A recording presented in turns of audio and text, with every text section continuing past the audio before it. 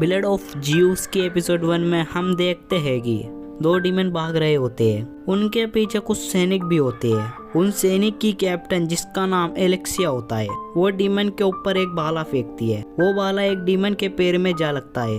वो डीमन अपने पेट से वो भाला निकाल कर एलेक्सिया के ऊपर फेंकता है, मगर एलेक्सिया उस भाले को पकड़ लेती है। वो डीमन जंगल से होकर शहर की तरफ जाने लगते हैं। फिर हमें शहर का सीन दिखाया जाता है। एक आदमी जो गुफा में से ब्लैक स्टोन निकाल कर जा रहा होता है, जिसका नाम हेरोन होता है। हम देखते हैं कि हेरोन को कोई भी पसंद नहीं करता, सब उसे बस गालियां देते हैं। हेरोन एक दुकानदार को वो स्टोन बेच रहा होता है। वो दुकानदार वो स्टोन के बदले हेरोन को बस 2 कॉइन्स देता है। हेरोन उस थैले को पकड़कर कहता है, इतने सारे स्टोन का सिर्फ 2 कॉइन्स। वो दुकानदार कहता है, शुक्र मनाओ कि मैं तुम्हारा माल खरीद लेता हूँ। हेरोन उन कॉइन्स को उठाकर अपनी माँ के पास जाता है। उसकी माँ पूछती है, कैसा रहा आज का दिन। हेरोन अपनी माँ को 2 कॉइन्स दिखाता है। उसकी माँ कहती है, बस 2 कॉइन्स। हेरोन कहता है, ये 2 कॉइन्स भी बड़ी मुश्किल से मिले। हेरोन की माँ कहती है, कोई नहीं, ये 2 कॉइन्स भी हमारे लिए बहुत है। फिर घोड़ों की आवाज़ आती है। हेरोन वहाँ पर जाकर देखता है। एलेक्सिया पूछती है, क्या तुमने यहाँ कुछ डीमन को भागते हुए देखा। हेरोन कहता है, नहीं। एलेक्सिया कहती है, जल्दी से अपने घर में जाओ, उन डीमन में बिल्कुल भी इंसानियत नहीं है। एलेक्सिया अपने सैनिकों के साथ वहाँ से चली जाती है। वहाँ एक नाले में से आदमी की आवाज़ आती है। हेरोन वहाँ जाकर देखता है। वहाँ एक ओल्ड मैन पड़ा होता है। हेरोन के साथ वाला आदमी कहता है, क्यों ओल्ड मैन, तूने ज़्यादा पी ली है क्या। और वो आदमी वहाँ से चला जाता है। हेरोन उन ओल्ड मैन को उठाकर अपने साथ ले आता है। हेरोन की माँ कहती है, हमें इस जख्म को साफ करना होगा। हेरोन जख्म को साफ करने के लिए पानी लेने जाता है। वो पानी में एक लड़की को पड़ा देखता है। उस लड़की के पास जाता है और वो देखता है वो लड़की 2 टुकड़ों में पड़ी है। हेरोन डर से वहाँ से पीछे हटने लगता है। उसके पीछे एक डीमन को खड़ा देखता है। वो डीमन उस पर हमला करने लगता है। वो डीमन हेरोन का गला दबाने लगता है। हेरोन उसे जोरदार लात मारकर उठाकर फेंक देता है। वो डीमन लगातार हमला करने लगता है, मगर हेरोन उसके हमले को डॉज कर उसे उठाकर फेंक देता है। वो डीमन वहाँ पर खड़े खंबे को काटकर हेरोन के ऊपर फेंक देता है। हेरोन उस खंबे से बचने के लिए दूर भागने लगता है, मगर वो खंबा सीधा हेरोन के ऊपर जा गिरता है। वो डीमन हेरोन को मारने के लिए उसके पास जाता है, मगर एलेक्सिया आकर अपने बाले से उठाकर उसे एक खंबे में दे मारती है। मगर वो डीमन बाले में से अपने शरीर को निकाल लेता है और एलेक्सिया पर हमले करने लगता है। एलेक्सिया अपनी तलवार निकालकर उसके हमलों को डॉज करने लगती है। एलेक्सिया उसके पैर पर हमला करती है, मगर उस डीमन के पाँव में एक भी खरोच नहीं आती। फिर एलेक्सिया उसके मुंह पर हमला करती है और उस डीमन के मुंह पर एक खरोच आ जाती है। फिर वो डीमन के ऊपर लगातार हमले करने लगती है। वो डीमन को घायल कर देती है। फिर भी वो डीमन हारने को तैयार नहीं होता। वो डीमन एलेक्सिया को उठाकर खंबे में दे मारता। फिर हेरोन आकर उस डीमन को पानी में फेंक देता है। वो डीमन वहाँ से भाग जाता है। एलेक्सिया अपने घोड़े पर बैठकर डीमन के पीछे जाने लगती है। एलेक्सिया अपने सैनिकों के साथ गांव में डीमन को ढूंढने लगती है।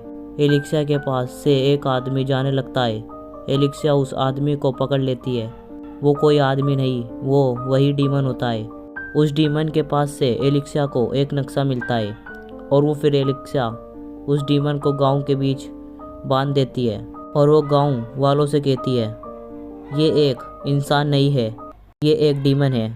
वो डीमन के पास जाकर लोहे के सरिये को जलाकर उसे जलाने लगती है और कहती है, अब देखोगे तुम इसकी सच्चाई। वो आदमी डीमन के रूप में आने लगता है और कहता है, तुम मरोगे या बदलोगे। फिर एलेक्सिया उस डीमन का सर धड़ से अलग कर देती है और दूर से उस डीमन का साथी देख रहा होता है। फिर हेरोन अपनी माँ और उस ओल्ड मैन के साथ अपने घर आ जाता है। हेरोन कहता है, वो इंसान डीमन कैसे बन गए। वो ओल्ड मैन कहता है, अगर तुम्हें ये जानना है तो तुम्हें उस महायुद्ध को जानना होगा जो दानव और गॉड के बीच हुआ था। ये जब की बात है जब ये संसार बना था। आकाश के देवता ने किंग ऑफ डार्कनेस को हरा दिया था किंग ऑफ डार्कनेस ने मरने से पहले देवताओं को श्राप दिया। जैसे ही किंग ऑफ डार्कनेस का खून समुद्र में मिला, वैसे ही विशाल दानव पैदा हुए। दानव का सिर्फ एक ही मकसद था, कैसे भी देवताओं को मारना। और वहाँ पर एक महायुद्ध हुआ। उस महायुद्ध में दोनों तरफ के आधे से ज्यादा लोग मारे गए। वो युद्ध कई दिनों तक चला। एक दिन ज़्यूस ने पीछे से जाकर वहाँ के 2 दानव से समझौता किया कि वो दोनों दानव हमारी तरफ से लड़े। फिर ज़्यूस ने देवताओं के साथ मिलकर एक आखिरी हमला किया। फिर वो 2 दानव और देवताओं ने उन दानवों को मार दिया और उन दानव की आत्मा एक बॉक्स में कैद कर दी और उन दानव के शरीर हमेशा के लिए समुंदर में दफना दिए और उस बॉक्स को ऐसी जगह रखा जहाँ कोई जा ना सके। हेरोन कहता है, इन सब से डीमन का क्या लेना देना। ओल्ड मैन कहता है, बेटा थोड़ा सब्र रखो।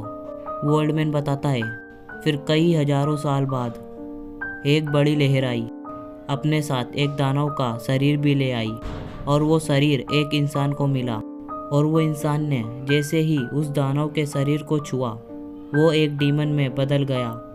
साथ में कई इंसानों को भी डीमन बना दिया और जो इंसान डीमन बने उन्होंने देवताओं को पूजना बंद कर दिया और दानव को पूजने लगे और दानव के शरीर को खाने लगे और उन दानवों ने अपनी एक जाति बनाई। फिर हेरोन कहता है, देवताओं ने ये सब क्यों नहीं रोका।